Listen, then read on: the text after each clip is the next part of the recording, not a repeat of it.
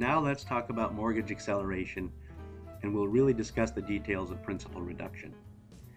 Mortgage acceleration is simply accelerating the payoff of a mortgage through extra payments applied to reduce the loan balance. Now, the most important rule, and we've discussed this before, is that your bank is only allowed to charge you interest on the current balance of your loan. This puts control back into your hands. So one extra payment today means they can never charge you interest on that amount for the life of the loan. It works like compound interest in reverse. And to better understand the concept, let's talk about compound interest. If you were to invest $5,000 at a guaranteed interest rate of 4.5%, during month 1, you would earn $18.75. Now that $18.75 stays in the investment, and now you're going to earn 4.5% on a total of $5,018.75. So the second month, you earn $18.82. Now over 30 years, this would add up to over $19,000. Keep in mind that a one-time investment of $5,000 will earn you a total of $14,167. But notice that if you were to just invest $18.75 a month for 30 years and not get any interest off it, you would save $6,750. So the compounding of returning your earnings and saving that and then earning interest on the interest that you've earned, that gets you to a total of $7,417. Here's a quick look at what it looks like in the beginning. Notice that the first 5 months, you're earning $18.75, $18.82, $18.89. It's just a few pennies difference each month.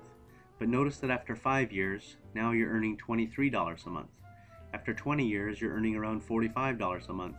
And finally, in the end, you've saved $19,166, and you're earning about $72 at that last month. Here's what compound interest looks like on a graph over 30 years. So notice that after 5 years, your savings is at about $6,000, and over time, that adds up to close to $20,000. Now let's look at an amortization table, and let's review how the amortization table works. You have a loan balance of $265,000 and an interest rate of 4.25%. You multiply that out, you divide by 12, and that tells you that the first month you're going to pay an interest of $938. Take your monthly payment, subtract the interest, and the amount that gets reduced on your principal balance is $365. Now we subtract the $365 from your original balance. You have a new balance, and again, this is the amount that they are allowed to charge you interest on.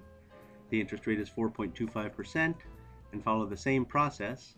You paid $937 in interest, subtract that from your payment, and during month 2, $366 was removed from the balance of your loan. Continue that process, and notice that there's just a very small difference in the amount of interest that you pay each month, and that the amount of principal increases just slightly as well. Over time, this adds up to a much larger amount. So what would happen to this loan if you were to apply $5,000 to reduce the principal of the loan? Let's say that you had $5,000 and you chose to pay it to the bank and reduce the balance of your loan. It would be the same thing as investing $5,000 at a guaranteed interest rate of 4.25%, because that's the interest rate on your loan. So in month 2, the interest charge drops from $938 to $919, very similar to the $18.75 that you would have earned had you been investing $5,000. Now over 30 years, this adds up again to around $14,000. You've also saved 1 year of payments, which is an additional $15,644. So in looking at the amortization table, if you were to apply $5,000, notice that you went from paying $938 in interest that month, now you're only paying $919.